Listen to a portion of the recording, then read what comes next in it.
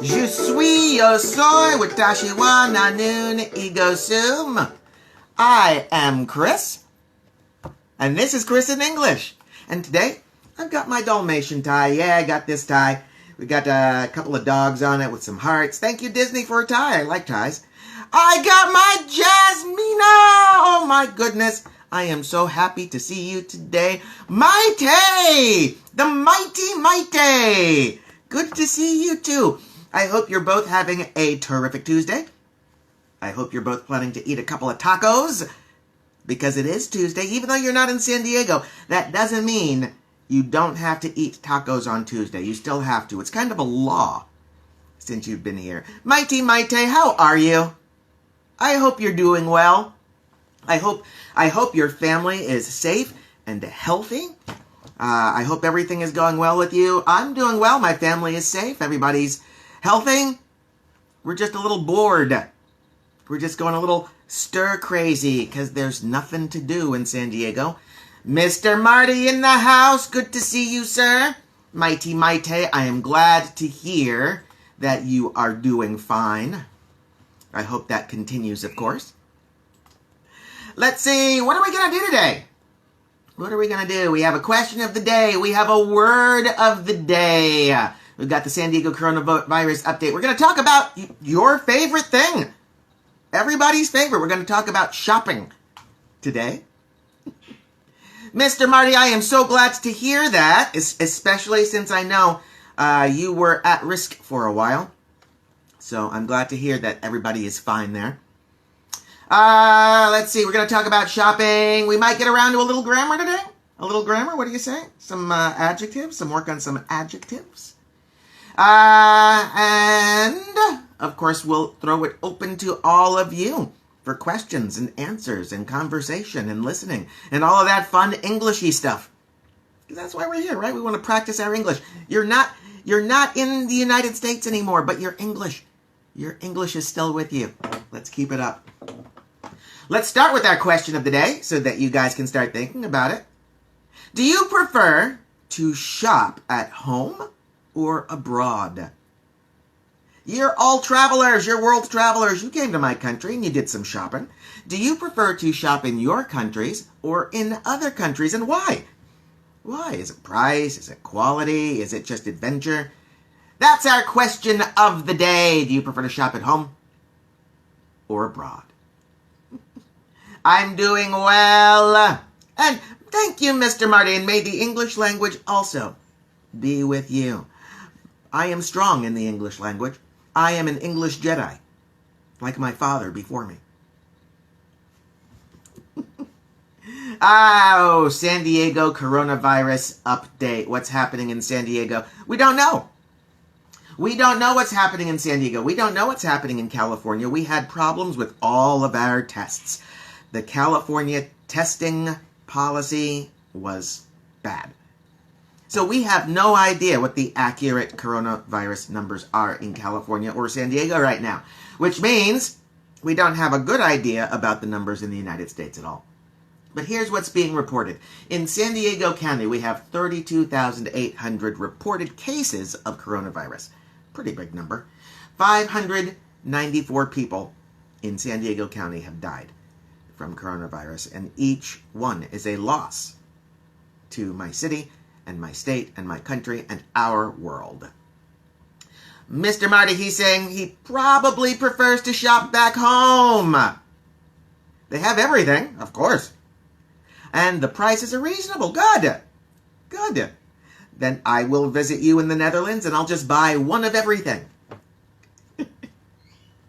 California, the state of California is reporting 568,000 confirmed cases of coronavirus with 10,378 deaths. As I said, we have no idea if those numbers are accurate.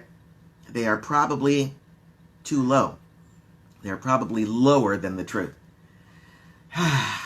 In the United States, we're up to 500 million confirmed cases and 163,000 deaths. We had another 430 deaths yesterday alone. It's still a dangerous virus. It's still out there in our world, and so I hope that we all are doing everything they're telling us. Wash your hands, wear your mask, maintain your social distance. There's nothing like social distancing to teach an American the metric system. Yeah, we all know what 2 meters is now. 2 meters is the distance that we're supposed to be here. We measure it in feet, but we understand 2 meters now. That's the coronavirus report for San Diego. I'm glad that Maite is doing well. I'm glad Marty is doing well. Maite is telling me how she likes to shop. Mighty Maite, she prefers to shop from home. It's more comfortable. Yeah, you don't want to have to travel all the way to the United States just to go shopping. You should travel all the way to the United States for a different reason. To visit your teacher who misses you. Oh my goodness, who wants a word of the day? I want a word of the day. If you want to see the word of the day, you can visit the website, ChrisinEnglish.com, where you can see the word of the day every day. Say. How are you doing today, day? Good to see you. We're getting ready to do our word of the day so that you can add a new vocabulary word to your English speaking life. Our word of the day today is a noun. It describes a person. And the word of the day today is drudge. A drudge. D-R-U-D-G-E. Drudge. It's a noun. It's also used as a verb. And we'll play with that a little bit. But today they're presenting it to us as a noun. Drudge. A worker who does undesirable jobs. A drudge. A worker who does undesirable jobs. Here's your example sentence. I got 3 actually, but here's the first one. Being a trash collector. Being a trash collector. The guy who drives the truck, picks up the trash. Yeah. Being a trash collector, it sounds like drudge work. But they get paid very well. And they should be. They keep my city clean. They should be paid whatever they want. But it's drudge work, picking up other people's trash. Personal shopper.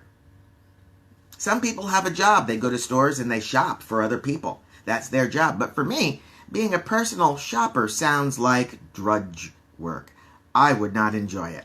I would be very bored. Not like teaching English, which is always exciting. Because I always have exciting students. Oh, one more. This one's for you, Marty. This one's for you. Some students think watching Star Wars is drudge work. Oh, no. Watching Star Wars is some of the most exciting work that you can do. I wish it were a job. I wish someone would pay me to watch Star Wars. Now it's your turn, my friends. Our word of the day is drudge. A worker who does undesirable jobs. What is your sentence? Marty's giving me a sentence right now. I used to do all the drudge work on my football team. Oh, yeah. Like getting the water, washing the towels. I never played soccer. I don't know what the drudge work is. But thanks for doing it, Marty. Somebody has to. I'm sorry it was you. Very good. Drudge work. How about the rest of you? Anybody else have a sentence using our word of the day? Let me know. You can write it right here during the show. On the pitch. Yeah, I guess that would require me to understand soccer a little better than I do. I know the pitch. I know pitch is the playing area on the soccer field. We call it a pitch. But I don't know what the drudge work would be. Would it be the goalie? Just standing there with nothing to do until the ball comes at you? Maybe that would be drudge work. I don't know. Tell me. Marty, tell me. What is the drudge work in football? And everybody else, give me a sentence. I want your sentence using the word drudge. Drudge. a worker who does undesirable jobs. To drudge, the verb, means to do an undesirable job, to do undesirable work. My students do good writing, but sometimes correcting the writing can be, sometimes it can be, oh no, I'm still using it as a noun. It is, no, that's still a noun. I drudge through correcting the writing. There we go. I got there. I got to a verb, eventually. Okay, what do I want to talk about today? Today I want to talk about shopping. I talked about I don't want to be a personal shopper. It sounds like drudge work. The question of the day, do you prefer shopping at home from your home country? Or do you prefer shopping abroad? Do you prefer traveling to other countries and doing your shopping? And why? That's our question of the day. When I was young, high school, college, that age, I would often go to Mexico with my friends. And often we would go at night to go to all of the clubs. But on occasion, my friends and I would take a day trip to Mexico.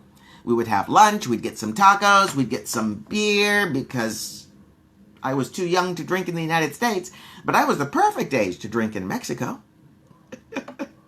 Oh, we got some intercepting passes is drudge work. Okay. Marking the attackers is drudge work in soccer. Yeah, disrupting the opponent's attack. Necessary, but not so flashy. But you're right, necessary. Yeah. It's what we would say, you are the unsung hero. Without you, your team can't win.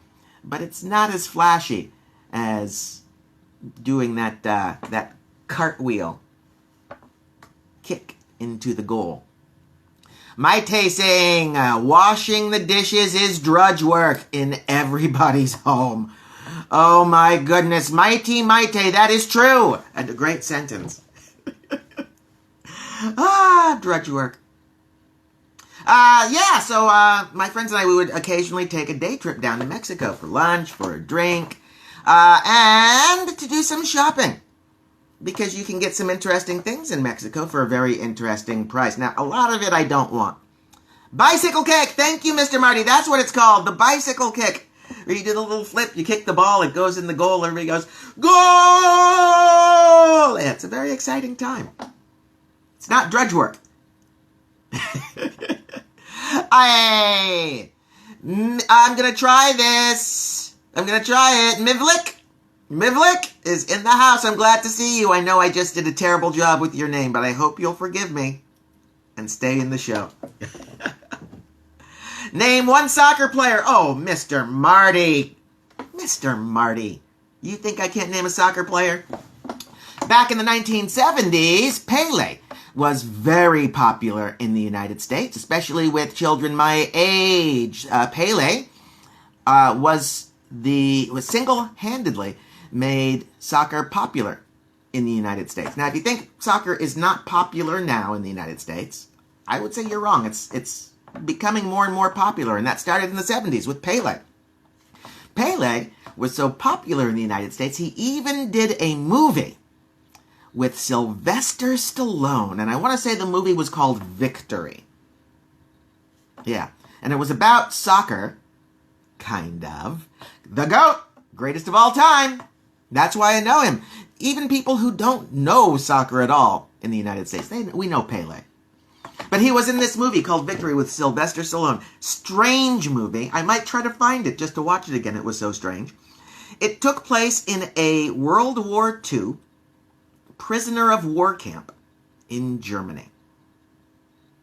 And the climax of the movie was a prison escape, but the way they were able to escape from the prison was by playing the German prison guards a game of soccer.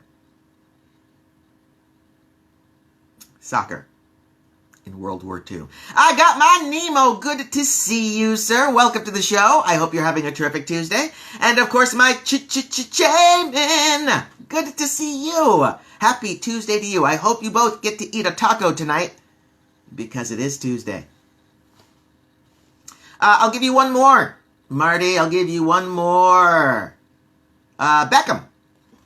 David Beckham. He's a soccer player. He actually played soccer for a team here in the United States. I think he played for the Los Angeles Galaxy. I think that's the name of the team. Not really sure. But I know he did play for an American team for a short while. He played for Spain, Madrid, I think, for a short while. It is the Galaxy. Thank you. See, Marty, I know a little bit. I can also tell you this. If we want to talk about soccer, I can tell you this about soccer. The best soccer team in the world, USA. It's the best soccer team in the world. And I have proof. I have evidence. If you go online, if you Google best soccer team in the world, you will see the United States soccer team. Best in the world! No? Nobody has anything to say? When I say the United States has the best soccer team in the world, everybody's all of a sudden quiet? That deserves a sip of coffee. That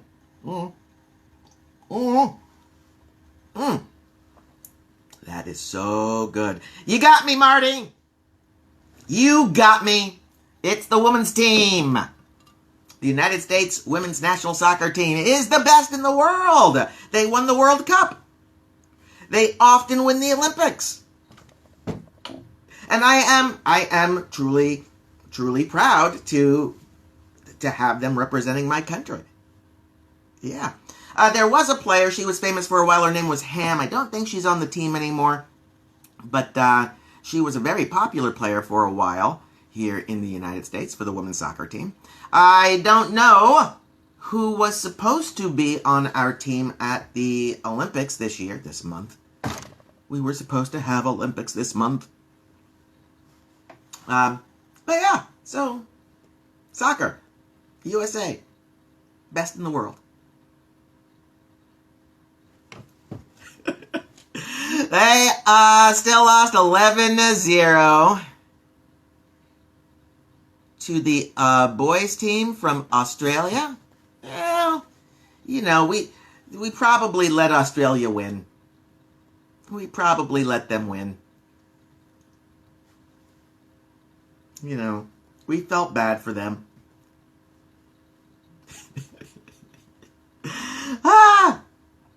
What else? What else are we talking about today? Shopping. Jeans. Levi jeans. Nemo's asking me, do I like ice hockey? I don't. That's the short answer. I've seen a couple of games. I've gone to a couple of games. San Diego actually has a minor league hockey team called the Gulls. I go to a game every now and again. And like most sports, when you go to the game, you're not there to watch so much. You're there to be with your friends, drink a beer, eat some nachos, cheer, sing a song. Yeah. But the actual game, I'm from San Diego. We don't have a lot of ice. So it's not a game that we grow up playing in San Diego. So it's not a game that a lot of us appreciate here. My friends on the East Coast and in the Northeast, yeah, they are huge hockey fans. Yeah, hockey is very serious for a lot of Americans. Not for me so much. Levi's. Marty is saying Levi's are great jeans. It's true. In the United States, here in San Diego, you can buy a pair of Levi jeans for about $40. You can get any style you like. You can get the tight fit. You can get the loose fit. You can get the button fly. You can get the zipper. You can get them whole, or you could get them torn with holes all over them. You can get them for about $40 here in San Diego. I found out that many of my students save money to buy Levi's when they come to San Diego because they're much cheaper than they are in their home countries. In some countries, Levi's cost about $100 a pair, and that's strange to me because they're very cheap, or relatively cheap, to compared to other countries. Torn is a bit too alternative for Mr. Marty. Yeah, if I buy something, I want it to not be torn. When I go to the store and I buy shirts or pants, I look at them very carefully to make sure there are no holes or rips in them. Okay? I wouldn't buy a computer with a great big hole in it. I wouldn't buy a car with a great big hole in it. I don't think I'm going to buy pants with a great big hole. That's just me. I know, it's fashion. I know, you can't fight fashion. I understand. That's why I wear my cartoon ties, because I'm so fashionable. Shopping. What were some other things that you found to be much cheaper in the United States than in your countries? When you went shopping, did you find anything to be extraordinarily cheap? Jeans are one. What's another? Did you know that the first shopping mall in the world is from the United States? Specifically, it's from a place called Minnesota. Minnesota, in a city called Edina. And it was called the Southdale Center. It was opened in 1956. What do we got here? There's nothing cheaper in the United States for Mr. Marty. Sorry, sir. But Maite says you can get an iPhone in the United States for less than in Brazil. Okay, good to know. Nemo, he's buying shoes in the United States. I'm assuming that's going to be designer shoes like the Nike or the Adidas. I'm not sure. I often try to find out from my students how much a Big Mac costs, or how much a gallon of milk costs. Gallon, about 2 liters. And that helps me compare prices. That's a benchmark, as we say, for comparing prices and spending power between countries. Oh, wireless earphones, Marty's saying. Wireless earphones are cheaper in the United States than they are in the Netherlands. The Big Mac Index, very good. I don't think it's as accurate as it used to be. I think that there are too many differences between the prices now, too many local, regional differences, but we still use it, and it's still an interesting idea for comparing spending power between countries. Nemo saying almost all clothing in the United States is cheaper than in Switzerland. Well, Nemo, come back. Come back. You and I will put our money together.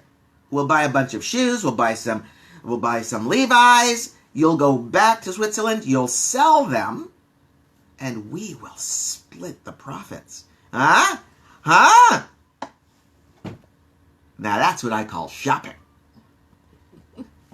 First shopping mall in Minnesota. 1956 is when it opened, and the rest is history. By the 1990s, shopping malls were everywhere in the United States, and they weren't just a place for shopping.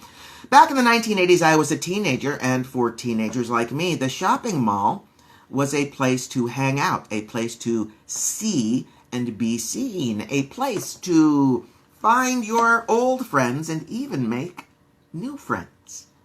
Nemo says that he's going to come back to San Diego. We're going to buy a bunch of stuff and sell it in Switzerland.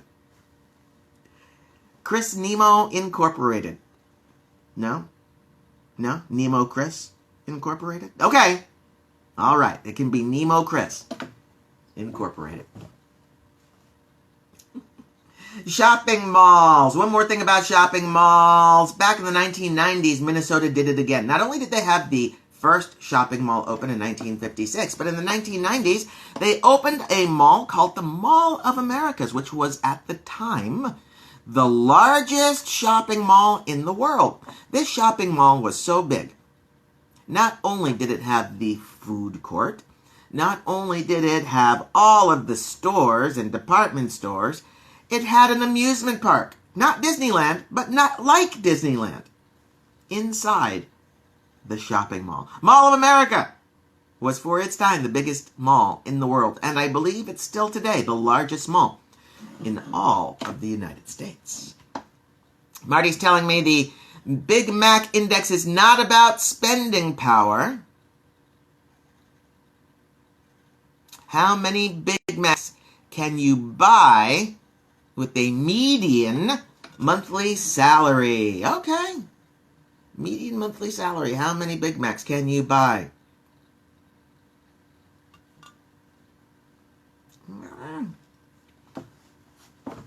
Buy 1,000 Big Macs. I would not ever eat 1,000 Big Macs. I could not eat 1,000 Big Macs in a month. I would not eat 1,000 Big Macs in a month. But I think I could buy 1,000 Big Macs. I think it would be a horrible use of my money. But I could probably buy 1,000 Big Macs. Modal would probably be better than median. Okay.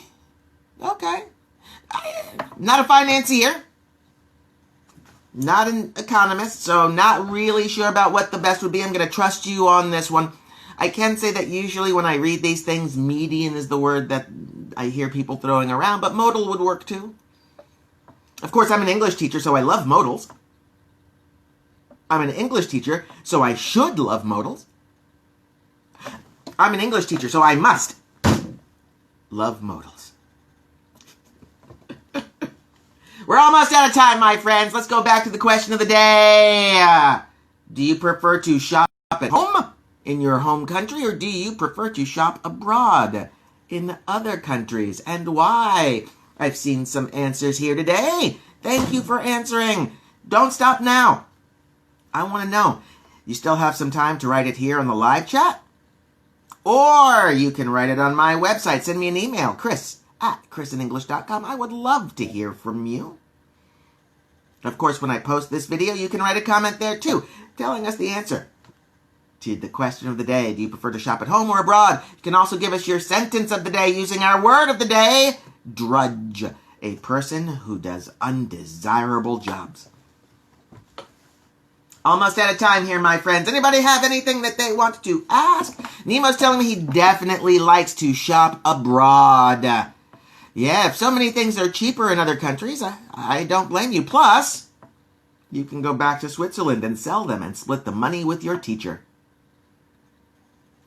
Dink. All right, my friends, let's go. Let's go see the rest of our day.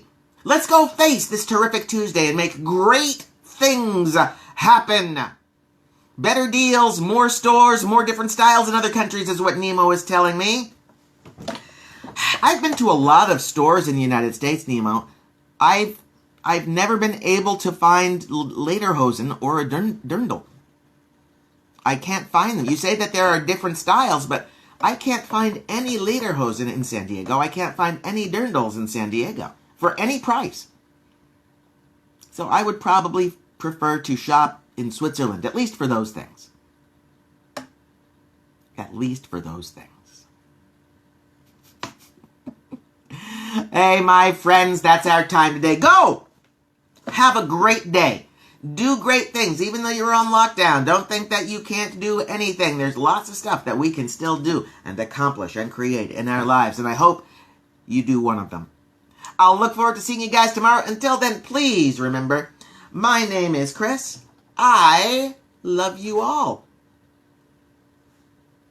Go away.